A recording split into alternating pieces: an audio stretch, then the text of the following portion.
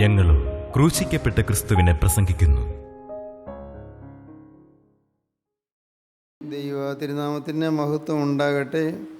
നാം വെളിപ്പാട് പുസ്തകം 2-ാം അധ്യായത്തിൽ സ്മുർന്നയിലെ സഭയുടെ ദൂതനുള്ള സന്ദേശമാണ് നാം വായിച്ച് പഠിച്ചുകൊണ്ടിരുന്നത്. ദൈവത്തിന് സ്തോത്രം.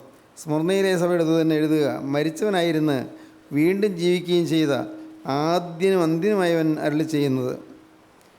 മരിച്ചവനായിരുന്നു, വീണ്ടും ജീവിച്ചു. കർത്താവായ യേശു ക്രിസ്തു. ക്രിസ്തു ആദ്യനാണ്, അന്ത്യനാണ്. അങ്ങനെയുള്ള ക്രിസ്തു അരുളി ചെയ്യുന്നത്: ഞാൻ നിൻ്റെ കഷ്ടതയും ദാരിദ്ര്യവും, നീ ധനവാനാകുന്നതാനും തങ്ങൾ യഹൂദർ എന്ന് പറയുന്നെങ്കിലും യഹൂദരല്ല, സാത്താൻ്റെ വെള്ളിക്കാരായവരുടെ ദൂഷണവും അറിയുന്നു. ഞാൻ അറിയുന്നു, നിൻ്റെ അവസ്ഥ ഞാൻ അറിയുന്നു. ദൈവത്തിന് സ്തോത്രം. ദൈവം എപ്പോഴും നമ്മെ കണ്ടുകൊണ്ടിരിക്കുന്നു. അതൊരു നിത്യ യാഥാർത്ഥ്യമാണ്. ദൈവം കാണാതെ ഒന്നും നമുക്ക് ചെയ്യാൻ സാധിക്കുകയില്ല. ദൈവം എല്ലാം കാണുന്നു. നമ്മുടെ ഹൃദയവും കർത്താവ് കാണുന്നു, നമ്മുടെ മനോവിചാരങ്ങൾ കർത്താവ് കാണുന്നു, നമ്മുടെ വികാരങ്ങൾ കർത്താവ് കാണുന്നു, നമ്മുടെ ആഗ്രഹങ്ങൾ കർത്താവ് കാണുന്നു, നമ്മുടെ ആശകൾ കർത്താവ് കാണുന്നു, നമ്മുടെ പ്രതീക്ഷകൾ കർത്താവ് കാണുന്നു. എല്ലാം കർത്താവ് കണ്ടുകൊണ്ടിരിക്കുന്നു. ദൈവത്തെ മറയ്ക്കാൻ നമുക്ക് സാധ്യമല്ല. ഞാൻ അറിയുന്നു, പുറമേയുള്ളത് അറിയുന്നു മാത്രമല്ല, അകമേയുള്ളതും കൂടി കർത്താവ് കാണുന്നു. അകമേയുള്ളത് ഒരുപക്ഷേ നമ്മുടെ ഏറ്റവും അടുത്തുള്ള ആളുകൾക്ക് പോലും നമ്മുടെ അകമേയുള്ളത് മനസ്സിലാവുകയില്ല. അകത്ത് വലിയ പാരുഷ്യമോ അല്ലെങ്കിൽ വൈരാഗ്യമോ പകയോ ഉണ്ടെങ്കിൽ അത് ചിലർക്ക് മുഖത്ത് നിഴലിക്കും, ചിലർക്ക് മുഖത്ത് നിഴലിക്കാതെ തന്നെ അവർക്ക് ഒളിച്ചു വയ്ക്കാൻ സാധിക്കും, അവർക്കത് മൂടി വയ്ക്കാൻ സാധിക്കും. അത് ഒരു സാമാന്യമായ സംസ്കാരമുള്ളവർക്ക് സാധിക്കുന്ന കാര്യമാണ്. എന്നാൽ ആരുടെയെല്ലാം അത് മൂടി വെച്ചാലും അത് ഒളിച്ചിരിക്കുന്നില്ല, അത് മറഞ്ഞിരിക്കുന്നില്ല. ദൈവത്തിന് മുമ്പിൽ മറഞ്ഞിരിക്കുന്നില്ല. ദൈവം എല്ലാം കാണുന്നു. നിൻ്റെ പ്രവൃത്തി ഞാൻ അറിയുന്നു, നിൻ്റെ അവസ്ഥ ഞാൻ അറിയുന്നു. നീ ദരിദ്രനാണെന്ന് ഞാൻ അറിയുന്നു, നീ അരിഷ്ടതയുള്ളവനാണെന്ന് ഞാൻ അറിയുന്നു, നിൻ്റെ കഷ്ടത ഞാൻ അറിയുന്നു, നീ ഇന്ന് സഹിച്ചുകൊണ്ടിരിക്കുന്നത് ഞാൻ അറിയുന്നു, നിൻ്റെ യാതനകൾ ഞാൻ അറിയുന്നു, നിനക്കുള്ള എതിർപ്പുകൾ ഞാൻ അറിയുന്നു, നിൻ്റെ കഷ്ടപ്പാടുകൾ ഞാൻ അറിയുന്നു. ദൈവം പറയുകയാണ്, എല്ലാം അറിയുന്ന ഒരു ദൈവം. ഇത് നമ്മുടെ ഹൃദയത്തെ ഉണർത്തേണ്ടതാണ്. നമ്മുടെ ഓരോരുത്തരുടെയും ജീവിതത്തിൽ മറ്റുള്ളവർ പോലും അറിയാത്തതായ ചില വേദനാ വിഷയങ്ങൾ എല്ലാം കർത്താവ് കാണുന്നു. നാം നേരിടുന്ന ചില ദുരിതങ്ങൾ കർത്താവ് കാണുന്നുണ്ട്. അതാണ് പറഞ്ഞത്, ഞാൻ നിൻ്റെ കഷ്ടതയും ദാരിദ്ര്യവും തങ്ങൾ യഹൂദരെന്ന് പറയുന്നെങ്കിലും യഹൂദരല്ല, സാത്താൻ്റെ പള്ളിക്കാരായവരുടെ ദോഷം അറിയുന്നു. നിൻ്റെ കഷ്ടത ഞാൻ അറിയുന്നു, നിൻ്റെ ദാരിദ്ര്യം ഞാൻ അറിയുന്നു, നീ നേരിടുന്ന ദൂഷണങ്ങൾ ഞാൻ അറിയുന്നു. അനേകർ നിന്നെ ദുഷിക്കുന്നുണ്ട്. സഭയെ ദുഷിക്കുന്ന അനേകരുണ്ട്. വിശുദ്ധ സഭയെ, ദൈവത്തിൻ്റെ ജനത്തെ, മണവാട്ടി സഭയെ ദുഷിക്കുകയും ഉപദ്രവിക്കുകയും ചെയ്യുന്ന അനേകരുണ്ട്. അതെല്ലാം ഞാൻ അറിയുന്നു. ദൈവത്തിന് സ്തോത്രം. അതൊരാശ്വാസമല്ലേ? ലോകം നമ്മെ നിന്ദിക്കുകയും പരിഹസിക്കുകയും ആക്ഷേപിക്കുകയും ചെയ്യുമ്പോൾ നമ്മുടെ തനതായ അവസ്ഥ നമ്മുടെ കർത്താവ് അറിയുന്നു എന്നുള്ളത് എന്തൊരു ആശ്വാസമാണ്. ലോകം നമ്മെ തെറ്റിദ്ധരിക്കുമ്പോൾ യേശുക്രിസ്തു നമ്മെ ആയിരിക്കുന്ന പ്രകാരം നമ്മെ അറിയുന്നു എന്നുള്ളത് എന്ത് ആനന്ദകരമായ കാര്യമാണ്. എല്ലാം കർത്താവ് കണ്ടുകൊണ്ടിരിക്കുന്നു. നമ്മുടെ ഉൾത്തേങ്ങലുകൾ കർത്താവ് കാണുന്നു. എല്ലാം നമ്മുടെ ഹൃദയത്തിൻ്റെ വിഷാദഭാവങ്ങൾ കർത്താവ് കാണുന്നു.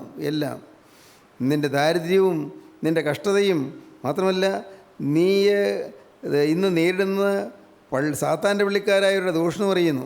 സാത്താൻ്റെ പള്ളിക്കാരെ എന്നും ദൈവമക്കൾ ദൂഷിച്ചുകൊണ്ടിരിക്കും. സാത്താൻ്റെ പള്ളിക്കാർ എന്ന് പറഞ്ഞാൽ പള്ളിയാണ്, പക്ഷേ സാത്താൻ്റെ പള്ളിയാണ്. അനേകം ദേവാലയങ്ങൾ ഇന്ന് ദൈവത്തിൻ്റെ ആത്മാവിന് കടന്നു വരാൻ പറ്റാത്ത ദേവാലയങ്ങളുണ്ട്. ദൈവത്തിൻ്റെ ആത്മാവിന് കടന്നു വരാൻ പറ്റുകയില്ല. 5 അയൽവക്കത്ത് പോലും വരാൻ പറ്റുകയില്ല. അങ്ങനെയുള്ള ദൈവാലയങ്ങൾ ഇന്നുണ്ട്. അവിടെ വഴക്കും പിണക്കവും കലഹവും വേണ്ടാദിനങ്ങളും കൊള്ളതായ്മകളും ദ്രവ്യാഗ്രഹം മൂലമുണ്ടാകുന്ന ചില അനിഷ്ട സംഭവങ്ങളും എല്ലാം ഉള്ള പള്ളികളുണ്ട് ധാരാളം.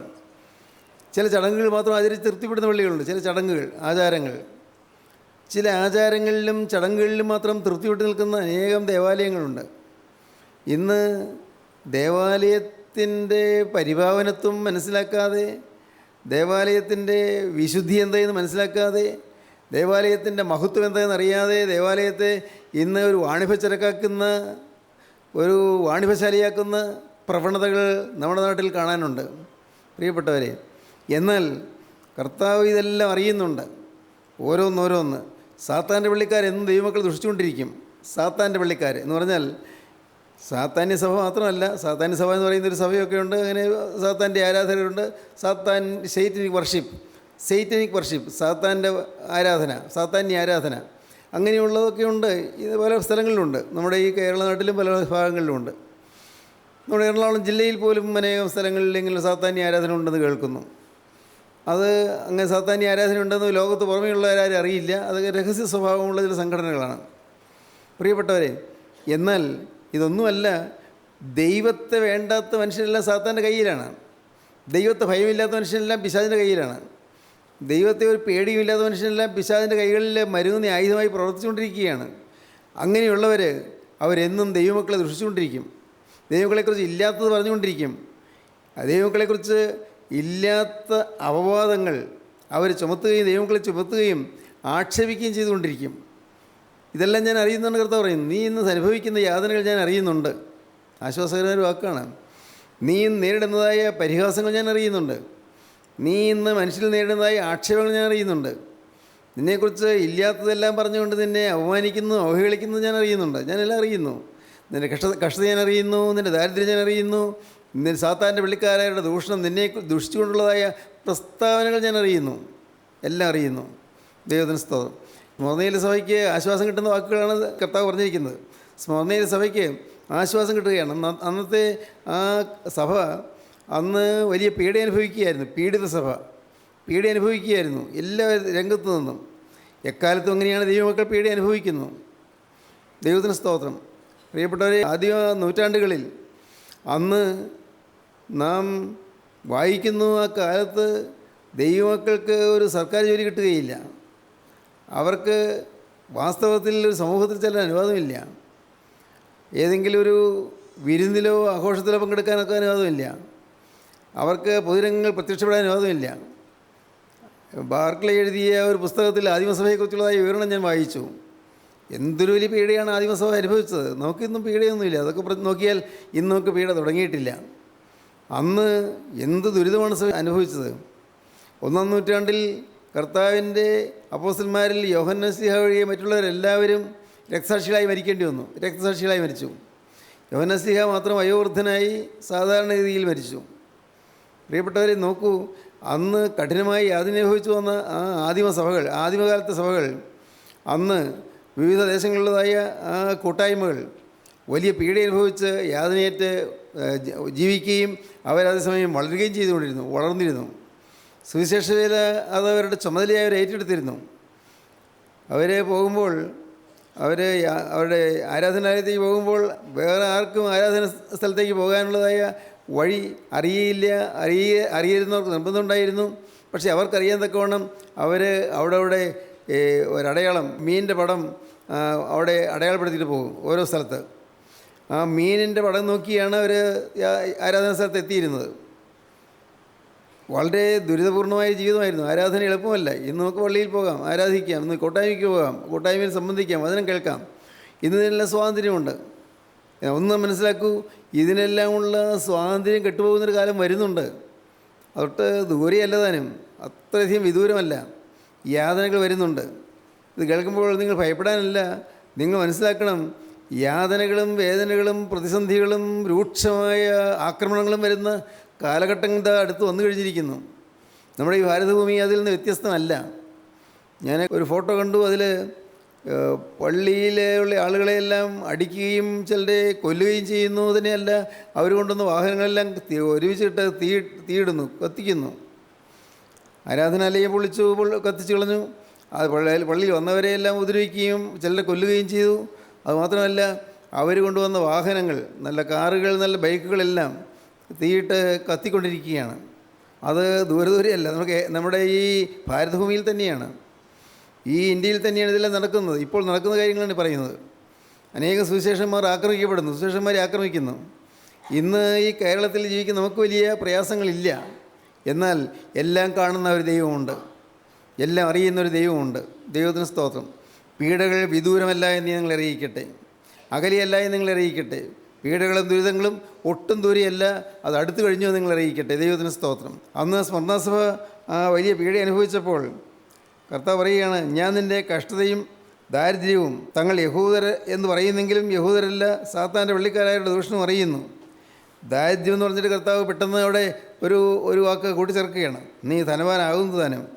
ലോകപ്രകാരം നിനക്ക് ജീവിക്കാനുള്ള മാർഗ്ഗമൊക്കെയുണ്ട്, നീ ധനവാനാണ്, നിനക്ക് ജീവിക്കാനുള്ള ചുറ്റുപാടെല്ലാം ഉണ്ട്. പക്ഷേ നീ ദരിദ്രനാണ്. നീ അരിഷ്ടനാണ്, നീ കഷ്ടതയിൽ വേദന കൊണ്ട് വലയുന്നവനാണ്. ദൈവത്തിന് സ്തോത്രം. എന്നിട്ട് പറയുകയാണ്, നീ സഹിപ്പാനുള്ളത് പേടിക്കേണ്ട. ഒരു വലിയൊരു പീഡ നിങ്ങൾക്ക് വരുന്നുണ്ട്, പേടിക്കേണ്ട. നീ സഹിപ്പാനുള്ളത് പേടിക്കേണ്ട. ഇന്നത്തെ സമൂഹത്തോട് കർത്താവ് തരുന്ന ഒരു ദൂതാണിത്. നീ സഹിപ്പാനുള്ളത് പേടിക്കേണ്ട. സഹിക്കാനുള്ള അവസരങ്ങൾ വരും. സഹിക്കേണ്ടിയിരിക്കുന്നു. നാം സഹിക്കുന്നുവെങ്കിൽ കൂടെ വാഴും.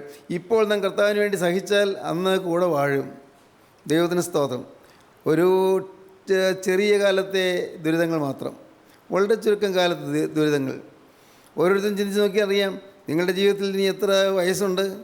ഇപ്പോൾ ഒരു 15-16 വയസ്സുള്ള കുട്ടിയാണെങ്കിൽ അവന് ഓടി വന്നാൽ ഒരു 70-80 വർഷം കൂടി ജീവിച്ചു വരാം. ഓടി വന്നാൽ അല്ലേ? അല്ല, ഇപ്പോൾ 30-40 വയസ്സ് പ്രായമുള്ള ആളാണെങ്കിൽ ഒരു 10-60 അല്ല 50 അല്ല 40 വർഷം ജീവിച്ചു വരാം. വളരെ അടുത്തെത്തിയിരിക്കുന്നു. നമ്മുടെ പ്രായം പെട്ടെന്ന് കടന്നു പോവുകയാണ്. വളരെ വേഗം കടന്നു പോകുന്നു. ഓരോ നിമിഷങ്ങൾ കടന്നു പോകുമ്പോഴും ഓർത്തുകൊള്ളണം, ഇതാ ഇന്നലത്തേത് കഴിഞ്ഞുപോയി, കഴിഞ്ഞ മണിക്കൂർ കഴിഞ്ഞുപോയി, ഇന്നലത്തെ ദിവസം കഴിഞ്ഞുപോയി, കഴിഞ്ഞ മാസം കഴിഞ്ഞുപോയി. ഓരോരോ ദിവസങ്ങളിങ്ങനെ അങ്ങ് തിരമാലകൾ പോലെ കടന്നു പോവുകയാണ്. എൻ്റെ ജീവിതത്തിലെ ആയുസിൻ്റെ ഓരോ ദിവസങ്ങളിങ്ങനെ കൊഴിഞ്ഞു പോവുകയാണ്. ഇത് മനസ്സിലാക്കിയിരിക്കണം. ദൈവത്തിന് സ്തോത്രം. എന്നാൽ നിലനിൽക്കുന്ന ഒരു നിത്യസമ്പത്തുണ്ട്. നിലനിൽക്കുന്ന സമ്പത്ത് അതേതാണ്? കർത്താവായ യേശു ക്രിസ്തു. ഇവിടെ സഹിപ്പാനുള്ളത് പേടിക്കേണ്ട. നീ സഹിപ്പാനുള്ളത് പേടിക്കേണ്ട. നിങ്ങളെ പരീക്ഷിക്കേണ്ടതിന് പിശാച് നിങ്ങളിൽ ചിലരെ തടവിലാക്കുവാൻ പോകുന്നു. നിങ്ങളെ പിശാച് തടവിലിടും. ദൈവത്തിന് സ്തോത്രം. എന്താണ് എൻ്റെ അർത്ഥം? നിങ്ങൾക്ക് മനസ്സിലാകുന്നില്ലേ? തടവിലിടുമെന്ന്. നാം ഓരോരുത്തരും അനേകരും ഇന്ന് പിശാചിൻ്റെ തടവറയിലാണ്, സാത്താൻ്റെ ബന്ധനത്തിലാണ്, അറിയുന്നില്ല. സാത്താൻ്റെ ബന്ധനത്തിലായതുകൊണ്ടാണ് നാം നിലവിട്ട് കോപിക്കുന്നത്. സാത്താൻ്റെ ബന്ധനത്തിലായതുകൊണ്ടാണ് നാം അശുദ്ധമായ ജീവിതം നയിക്കുന്നത്. സാത്താൻ്റെ ബന്ധനത്തിലായതുകൊണ്ടാണ് നാം വഴക്കിനും പിണക്കത്തിനും ഇടം കൊടുത്തു പോകുന്നത്. സാത്താൻ്റെ ആ വശത്ത് നാം ജീവിക്കുന്നതുകൊണ്ട്, അവൻ്റെ തടവറയിൽ ജീവിക്കുന്നതുകൊണ്ട്, അവൻ്റെ ഒരു കാരാഗ്രഹത്തിൽ ജീവിക്കുന്നതുകൊണ്ട്, അവൻ ജയിലിലിട്ട് അടച്ചിരിക്കുന്നതുകൊണ്ട് നാം തോന്നിയതുപോലെ ജീവിക്കുന്നു, വേണ്ടാതെ ഞങ്ങൾ ജീവിക്കുന്നു. ഇന്ന് അഹങ്കാരം നോക്കി വരുന്നു. നമുക്ക് ഏതെങ്കിലും ഒരു കാര്യത്തിൽ ഒരു ചെറിയൊരു നേട്ടം കിട്ടിയാൽ, ഭൗതികമായ കാര്യമാകട്ടെ, ഉടനെ നാം അഹങ്കരിക്കുന്നു. നാം നമ്മെ തന്നെ മറന്നു പോകുന്നു, അഹങ്കരിക്കുന്നു. നാം നമ്മുടെ തനതായ അവസ്ഥ മറന്നു പോകുന്നു. നാം ഏതോ ഒരു വലിയ ഉന്നത സ്ഥാനത്തെത്തിയെന്ന് നമുക്ക് തോന്നിപ്പോകുന്നു. വലിയ അഹങ്കാരം. ആരോഗ്യമുള്ള ആൾക്ക് ആരോഗ്യത്തിൽ അഹങ്കാരം, സൗന്ദര്യമുള്ള ആൾക്ക് സൗന്ദര്യത്തിൽ അഹങ്കാരം, വിദ്യാഭ്യാസമുള്ള ആൾക്ക് വിദ്യാഭ്യാസത്തിൽ അഹങ്കാരം, ധനമുള്ള ആൾക്ക് ധനത്തിൽ അഹങ്കാരം. അഹങ്കാരം വർദ്ധിച്ചു വരുന്നു. പ്രിയപ്പെട്ടവരെ, അനേകർ സാത്താൻ്റെ ജയിൽ പുള്ളികളാണ്. സാത്താൻ ജയിലിൽ അടച്ചിരിക്കുകയാണ്. ദൈവത്തിന് സ്തോത്രം. അപ്പോസ്തല പ്രവൃത്തികളുടെ പുസ്തകം 8-ാം അധ്യായം വായിക്കുമ്പോൾ കാണാം, നീ കയ്പുള്ള വകയിലും അനീതിയുടെ ബന്ധനത്തിലകപ്പെട്ടിരിക്കുന്നത് ഞാൻ കാണും. അനീതിയുടെ ബന്ധനം. നീ കയ്പുള്ള വകയിലും അനീതിയുടെ ബന്ധനത്തിൽ അകപ്പെട്ടിരിക്കുന്നു എന്ന് ഞാൻ കാണുന്നു. അപ്പോസ്തലനായ പത്രോസ് പറയുകയാണ്.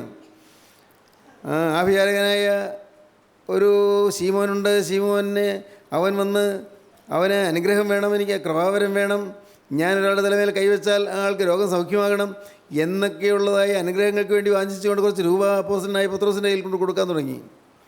പത്രോസ് പറഞ്ഞു, നിൻ്റെ ദൈവമൊന്നും ഞങ്ങൾക്ക് വേണ്ട, നിൻ്റെ പൈസയൊന്നും ഞങ്ങൾക്ക് വേണ്ട. ഈ ആത്മാവിൻ്റെ കൃപാവരങ്ങൾ പൈസയ്ക്ക് വിൽക്കേണ്ടതല്ല. അത് ദൈവത്തിൻ്റെ പരിശുദ്ധാത്മാവ് നിനക്ക് തരേണ്ടതാണ്. പരിശുദ്ധാത്മാവ് തരേണ്ടതാണ്. നീ ആഗ്രഹിച്ചതുകൊണ്ടോ നീ അതിനുവേണ്ടി കൊതിച്ചതുകൊണ്ടോ കിട്ടുന്നതല്ല. നിൻ്റെ ജീവിതത്തിലെ യഥാർത്ഥമായ ഭക്തിയും വിശ്വാസവും വിശുദ്ധിയും ദൈവം കണ്ട് ദൈവം തൻ്റെ ശുശ്രൂഷ തന്നെ ഏൽപ്പിക്കുന്നതാണത്. അതുകൊണ്ട് നീ ഇപ്പോൾ എന്ത് പറ്റി? നീ അനീതിയുടെ ബന്ധനത്തിലായിപ്പോയി. അനീതിയുടെ ബന്ധനത്തിലായിപ്പോയി. നീ അനീതിയുടെ ബന്ധനത്തിലും കയ്പുള്ള വകയിലും അനീതിയുടെ ബന്ധനത്തിലും അകപ്പെട്ടിരിക്കുന്നു എന്ന് ഞാൻ കാണുന്നു. അപ്പോസ്തലൻ കാണുകയാണ്. ഈ വന്ന മനുഷ്യൻ ഒരു ബന്ധനത്തിൽ കിടക്കുന്നതായിട്ടാണ് അപ്പോസ്തലൻ കാണുന്നത്. പ്രിയപ്പെട്ടവരെ, നിങ്ങൾക്ക് മനസ്സിലാകുമോ? നിങ്ങൾ അനേകർ തിന്മയുടെ ബന്ധനത്തിലാണ്, ദ്രവ്യാഗ്രഹത്തിൻ്റെ ബന്ധനത്തിലാണ്, സ്വാർത്ഥതയുടെ ബന്ധനത്തിലാണ്, മനുഷ്യരുടെ പ്രശംസയുടെ ബന്ധനത്തിലാണ്. ആളുകൾ എന്നെ മാനിക്കണം, എന്നെ കണക്കാക്കണം, എന്നെ സ്നേഹിക്കണം എന്നുള്ളതായ ഒരു ചിന്താഗതിയുടെ ബന്ധനത്തിലാണ്. ചിലരോടുള്ളതായ വൈരാഗ്യവും പകയും വിദ്വേഷവും ഹൃദയത്തിൽ കുമിഞ്ഞുകൂടിയിരിക്കുന്നതുകൊണ്ട് ചില വൈരാഗ്യത്തിൻ്റെ ബന്ധനത്തിലാണ്, അശുദ്ധിയുടെ ബന്ധനത്തിലാണ്. അശുദ്ധി, ഏറ്റവും ഹീനമായ ജീവിതം, അറയ്ക്കുന്ന ജീവിതം, മ്ലേച്ഛമായ ജീവിതത്തിൻ്റെ ബന്ധനത്തിലാണ്. ഒന്ന് ചിന്തിച്ച് നോക്കൂ. നമ്മുടെ ഓരോ അവയവങ്ങളും ബന്ധനത്തിലാണ്. നിങ്ങൾക്ക് മനസ്സിലാകുമോ? ഓരോ അവയവങ്ങളും ബന്ധനത്തിലാണ്. കണ്ണ് ബന്ധനത്തിലാണ്. എന്തെല്ലാമാണ് നാം കാണുന്നത്? കണ്ണ് ബന്ധനത്തിലാണ്. ഏതെല്ലാം ചിത്രങ്ങളാണ് നാം കാണുന്നത്, അഥവാ നാം കാണാൻ ആഗ്രഹിക്കുന്ന ഏതെല്ലാം ചിത്രങ്ങളാണ്? പ്രിയപ്പെട്ടവരെ, അനേകം ചെറുപ്പക്കാരിൽ നിന്ന് ചില ബ്ലൂ ഫിലിംസ് എന്നൊക്കെ പറയുന്നതായ ചില നീച ചിത്രങ്ങളുടെ പിന്നാലെ പായുകയാണ്. കോളേജുകളിലും സ്കൂളുകളിലും പഠിക്കുന്ന കുട്ടികൾ ചീത്ത ചിത്രങ്ങൾ ഇങ്ങനെ കൈമാറുകയാണ്. ഒരു കുട്ടിക്ക് ഒരു വേണ്ടാതനം തോന്നി അത് മറ്റുള്ളവരിലേക്ക് പകരാനും ശ്രമിക്കുകയാണ്. അതുകൊണ്ട് സ്കൂളിലും കോളേജിലും മറ്റും വേണ്ടാതനങ്ങൾ വർദ്ധിച്ചു വരുന്നു. കഞ്ചാവിൻ്റെ ബന്ധനത്തിലായ ആളുകളുണ്ട്, മദ്യത്തിൻ്റെ ബന്ധനത്തിലായ ആളുകളുണ്ട്. മദ്യത്തിൻ്റെ ബന്ധനം അതൊരു ബന്ധനമാണ്. വേണ്ടെന്ന് വിചാരിക്കുന്നുണ്ട്, പക്ഷേ പിന്നെയും കുടിച്ചു പോകുന്നു. സമയം ആകുമ്പോൾ കുടിച്ചേ പറ്റൂ, മദ്യപിക്കുന്നു. സുബോധമില്ലാതെ വന്ന് കുട്ടികൾക്ക് പഠിക്കാനൊക്കുന്നില്ല, ഭാര്യയ്ക്ക് ഒന്ന് ശാന്തമായി ഇരിക്കാനൊക്കുന്നില്ല, സാധുവിനെ മർദ്ദിക്കുന്നു, ഭാര്യയെ മർദ്ദിക്കുന്നു, ആ സ്ത്രീയെ ഉപദ്രവിക്കുന്നു, ചീത്ത വാക്കുകൾ നിരന്തരം പറഞ്ഞുകൊണ്ടിരിക്കുന്നു. ഈ ചീത്ത വാക്കുകൾ പിള്ളേർ കേൾക്കുന്നു, പിള്ളേരതെല്ലാം കേട്ട് പഠിക്കുന്നു, ചീത്ത വാക്കുകൾ അവരും പഠിക്കുന്നു, അവരും വേണ്ടാതനങ്ങൾ പറയാൻ തുടങ്ങുന്നു. കുടുംബം കലങ്ങുകയാണ്, കുടുംബം പൈശാചിൻ്റെ കയ്യിൽ ഒതുങ്ങുകയാണ്, പിശാചിൻ്റെ കൈപ്പിടിയിൽ ഒതുങ്ങുകയാണ്. ശരിയല്ലേ? നിങ്ങൾ ചിന്തിച്ച് നോക്കൂ, നിങ്ങളുടെയൊക്കെ ജീവിതം എങ്ങനെയുണ്ട്? നിങ്ങളുടെ ജീവിതം പൂർണ്ണമായും മാതൃകായോഗ്യമാണോ? യേശുക്രിസ്തു പ്രസാദിക്കുന്നൊരു ജീവിതമാണോ നിങ്ങൾ നയിക്കുന്നത്? അനേകർ സാത്താൻ്റെ പിശാചിൻ്റെ ബന്ധനത്തിൽ. സഹോദരങ്ങളെ, ഞാൻ പറയട്ടെ, ദൈവമുണ്ട്, പിശാചുമുണ്ട്, മറക്കരുത്. ദൈവമുണ്ട്, ദൈവത്തിന് എതിരാളിയായ പിശാചുമുണ്ട്.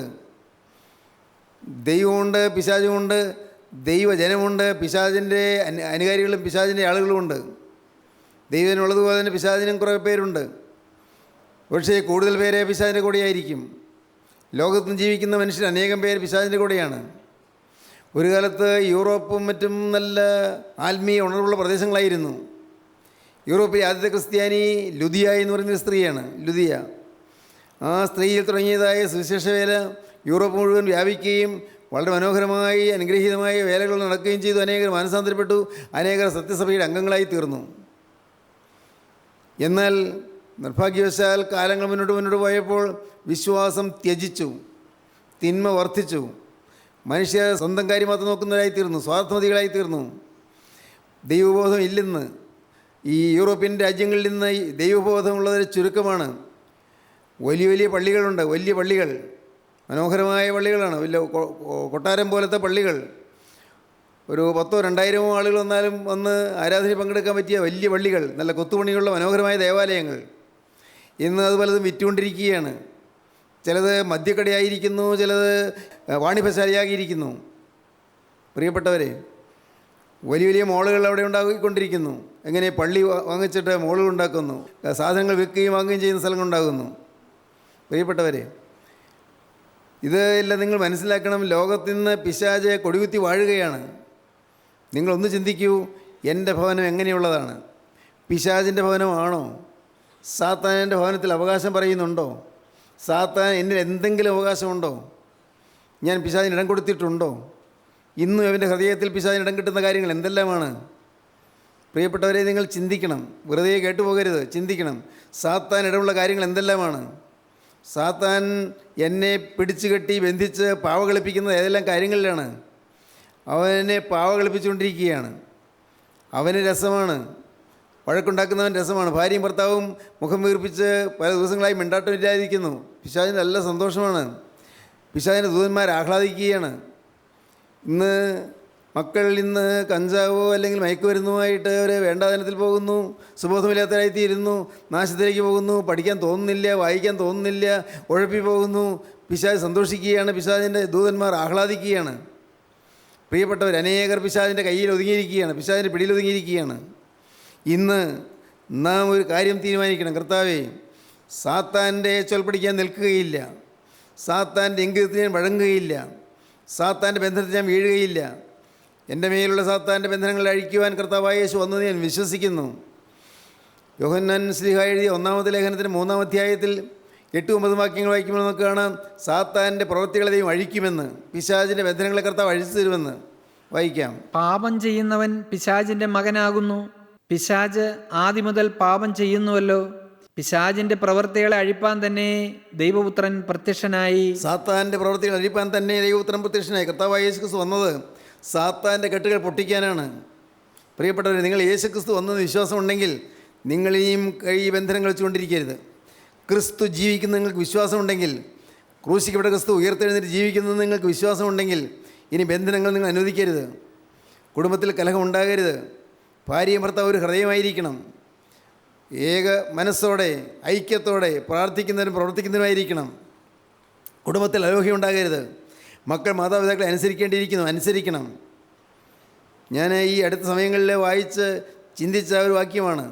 അപ്പനെ ശപിക്കുകയും അമ്മയെ അനുഗ്രഹിക്കാതിരിക്കുകയും ചെയ്യുന്ന ഒരു കണ്ണിനെ തോട്ടരിയത്തക്കാക്ക കൊത്തിപ്പറിക്കുകയും കഴിയും കുഞ്ഞുങ്ങൾ തിന്നുകയും ചെയ്യും.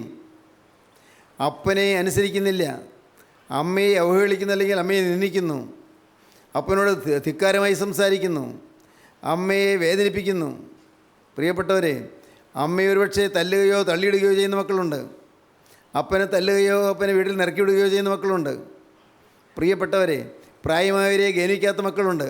പ്രായമായി ഈ അമ്മയെ കൊണ്ട് വലിയ പ്രയോജനമൊന്നും ഇല്ല, ആരോഗ്യമൊക്കെ പോയി. അപ്പനെ കൊണ്ട് വലിയ പ്രയോജനമൊന്നുമില്ല, ആരോഗ്യമൊക്കെ പോയി. അതുകൊണ്ട് അത്ര തന്നെ അവരെ അനുസരിക്കേണ്ട ആവശ്യമില്ല എന്ന് മക്കൾ ചിന്തിച്ചു പോകുന്നു. സാത്താൻ പിടിമുറുക്കിയിരിക്കുകയാണ്, പിശാച് പിടിമുറുക്കിയിരിക്കുകയാണ്. ദൈവത്തിന് സ്തോത്രം. സാത്താൻ്റെ ബന്ധനം, അനേകരും സാത്താൻ്റെ ബന്ധനത്തിലാണ്. സ്മർണ സഭയിൽ അവിടെ സാത്താൻ്റെ വെള്ളിക്കാരായരുടെ ദൂഷണവും ഞാൻ അറിയുന്നു. ദൈവത്തിന് സ്തോത്രം. സാത്താൻ്റെ വെള്ളിക്കാരായവരെ ദൂഷണം പറഞ്ഞുകൊണ്ടിരിക്കുന്നു. ഇന്ന് ദൈവമക്കളെ ദൂഷിക്കുന്നവരെ അവരറിയുന്നില്ല അവരെന്താണ് ചെയ്യുന്നതെന്ന്. ദൈവവേലയെ തടുക്കുന്നവരെ അവരറിയുന്നില്ല അവരെന്താണ് ചെയ്യുന്നതെന്ന്.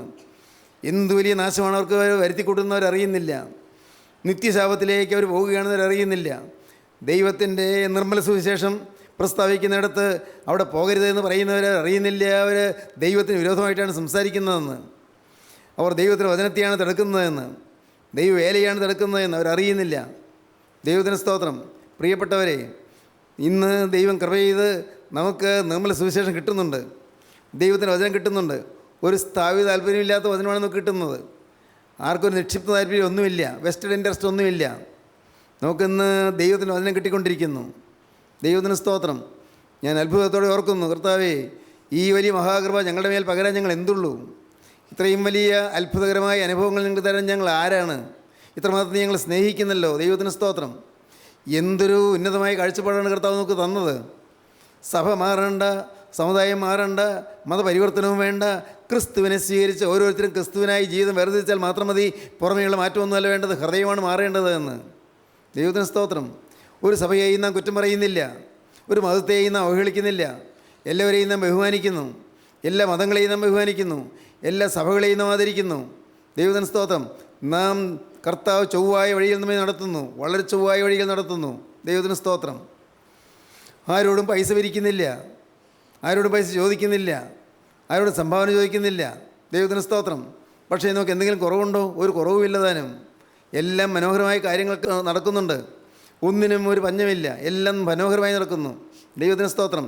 പ്രിയപ്പെട്ടവരെ, നാം ഒരു കുടുംബമായി ഒത്തുചേർന്നിരിക്കുകയാണ്. ഒരു കുടുംബം, യേശുക്രിസ്തുവിന് സ്വന്തം കുടുംബം, യേശുക്രിസ്തുവിന് സ്വന്തം മക്കൾ, യേശുക്രിസ്തുവിന് സ്വന്തം ഭവനം, ക്രിസ്തു വസിക്കുന്ന ഭവനം. നമ്മുടെ ഓരോരുത്തരെയും ഭവനം ക്രിസ്തു വസിക്കുന്നതായി തീരട്ടെ. നമ്മുടെ ഓരോരുത്തരെയും ഭവനത്തിൽ ക്രിസ്തു വാഴട്ടെ, ക്രിസ്തുവോടെ ഭരിക്കട്ടെ. ദൈവത്തിന് സ്തോത്രം. ഇന്ന് ഇത് കേട്ടുകൊണ്ടിരിക്കുമ്പോൾ നിങ്ങൾക്ക് കർത്താവിനോട് പറയാൻ പറ്റുമോ? കർത്താവേ, എൻ്റെ മേലുള്ള സാത്താൻ്റെ ബന്ധനങ്ങളെ അഴിച്ചു തരണമേ, എല്ലാ കെട്ടുകളും പൊട്ടിച്ചു തരണമേ. സാത്താൻ എന്നെ എൻ്റെ പാപങ്ങളിൽ കെട്ടിയിട്ടിരിക്കുന്ന കർത്താവേ, അതിൽ നിന്ന് എന്നെ അഴിച്ചു വിടണമേ. നാഥ, നീ എനിക്കൊരു മോചനം തരണമേ. എൻ്റെ ജീവിതത്തിലെ എല്ലാ ബന്ധനങ്ങളും കഴിഞ്ഞ് സമാധാനം എനിക്ക് തരണമേ. ഭൂതാത്മാക്കൾ ചിലരെ ബാധിച്ചിരിക്കുന്നു. ഭൂതാത്മാക്കൾ സുബോധമില്ലാതെ ചിലർ പോകുന്നു, സുബോധമില്ലാതാകുന്നു. ചിലർ വികലമായ വാക്കുകൾ സംസാരിക്കുന്നു, സുബോധമില്ലാത്തതുകൊണ്ടാണ്. എൻ്റെ കർത്താവേ, ഞങ്ങളുടെ ഭവനത്തിൽ നിന്ന് ഈ പൈശാചിക ബാധ നീ അകറ്റി തരണമേ. ഭൂതാത്മാക്കളെ ശാസിച്ച് മാറ്റണമേ. കർത്താവേ, പിശാചിൻ്റെ പ്രവൃത്തികളെല്ലാം അഴിപ്പാൻ വന്ന ദൈവത്തിനായ യേശുവേ, നീ ഇന്ന് എൻ്റെ മേലുള്ള എല്ലാ പൈശാചിക പ്രവൃത്തികളും അഴിച്ചു മാറ്റണമേ.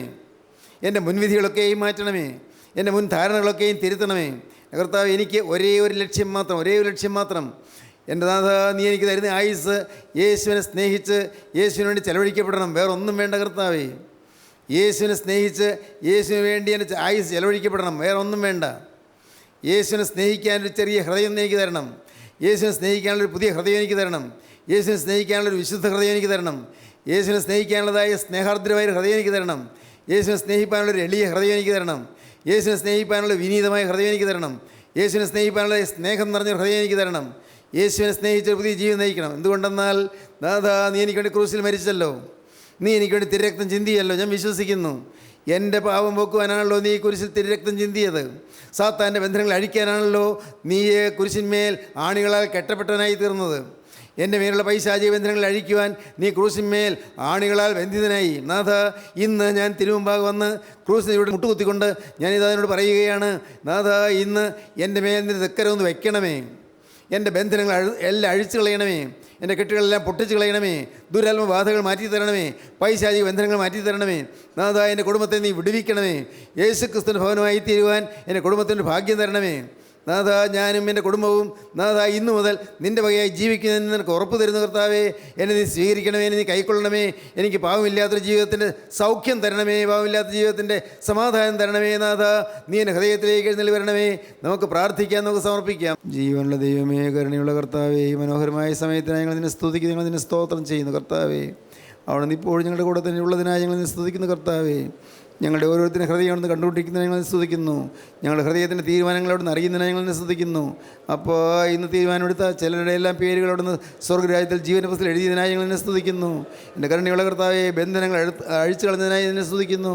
എല്ലാ ശാപങ്ങളും ദോഷങ്ങളും ബാധകളും മാറ്റിയതിനായി ഞങ്ങൾ സ്തുതിക്കുന്നു. എല്ലാവരെയും അനുഗ്രഹിക്കണമേ. നാഥ, ഇന്ന് വചനക്കെട്ടിലൂടെ മേൽ നിന്റെ പരിശുദ്ധാത്മാവിനെ പകർന്ന് ഈ മക്കളെ അനുഗ്രഹിക്കണമെന്ന് പ്രാർത്ഥിക്കുന്നു. എല്ലാ നന്മകളാൽ നിങ്ങൾ നിറയ്ക്കണമേ. യേശു ക്രിസ്തുവിൻ്റെ പരിശുദ്ധമായ നാമത്തിൽ പ്രാർത്ഥിക്കുന്ന കുറയോടെ കേൾക്കണമേ. ആമീൻ. ഹല്ലേലൂയ.